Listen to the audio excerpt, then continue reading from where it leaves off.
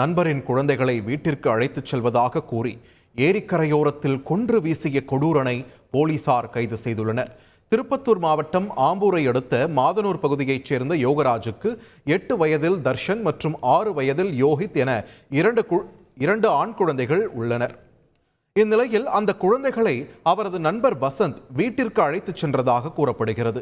வெகு நேரமாகியும் வசந்தும் குழந்தைகளும் வீடு திரும்பாததால் அதிர்ச்சி அடைந்த பெற்றோர் ஆம்பூர் கிராமிய காவல் நிலையத்தில் புகார் அளித்தனர்.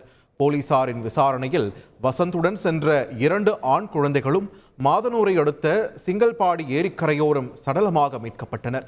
குழந்தைகளை கழுத்தை நெரித்து கொன்று ஏரிக்கரையோரம் வீசிய வசந்தை கைது செய்த போலீசார் கொலைக்கான காரணம் குறித்து தீவிர விசாரணை நடத்தி வருகின்றனர். செய்திகளை உடனுக்குடன் தெரிந்து கொள்ள உடனே சப்ஸ்கிரைப் பண்ணுங்க.